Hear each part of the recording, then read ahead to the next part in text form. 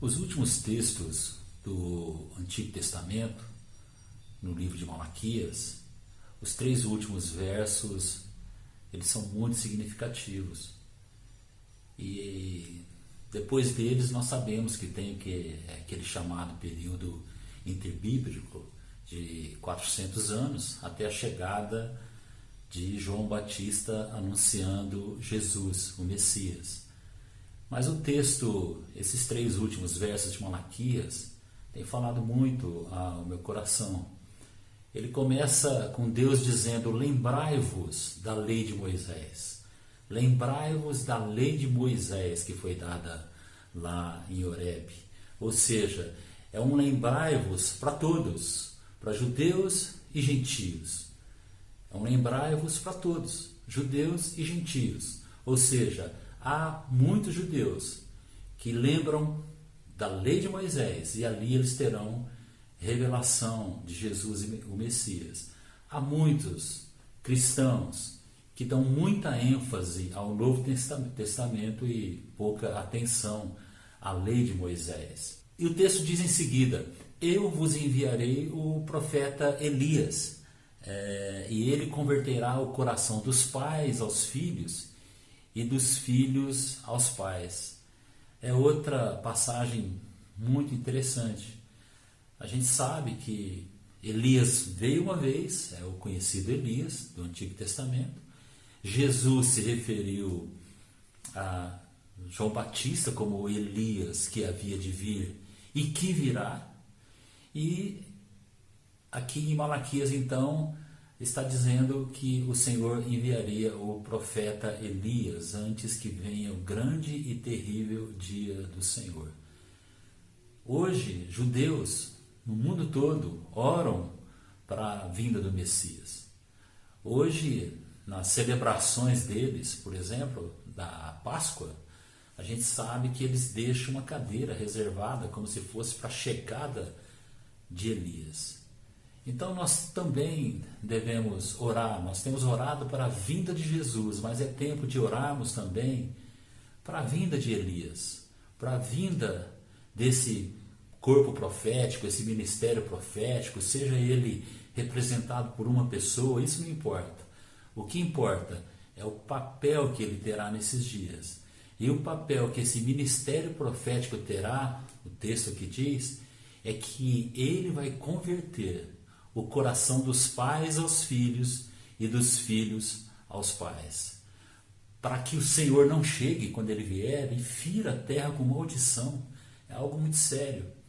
Nós sabemos que hoje estamos passando momentos difíceis entre famílias. É importante que haja essa conversão nossa como pais aos nossos filhos, até mesmo aos nossos filhos espirituais, e a conversão deles a nós como pais.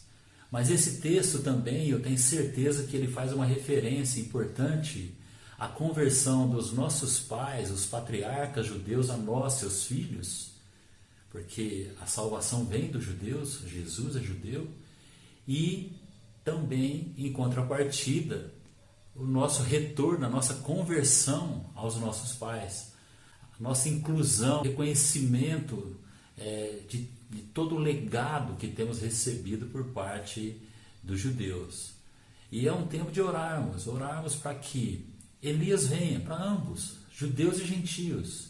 Elias venha e converta, quebrante nosso coração, converta-nos uns aos outros, converta os judeus a nós, gentios, que eles nos perdoem de todo o mal que praticamos ao longo dos séculos contra eles.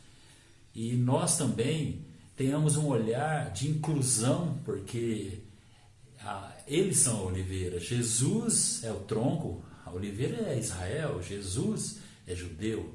Nós fomos enxertados em Israel, fomos enxertados em Jesus. Jesus vem do povo de Israel, nós sabemos disso.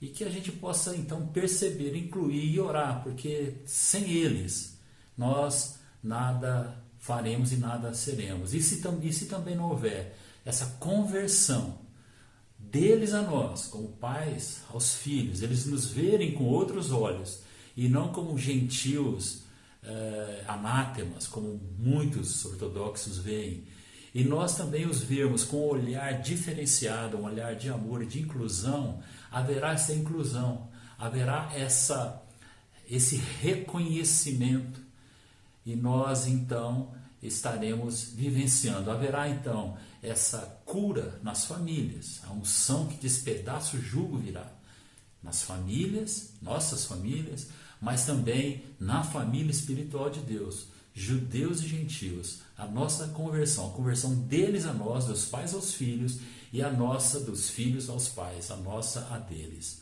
Vamos orar por isso, vamos orar para que Deus traga esse espírito. Não importa quem é Elias, não importa, o importante é que ele vai aparecer. E nós sabemos que quando surgir, nós como igreja o identificaremos.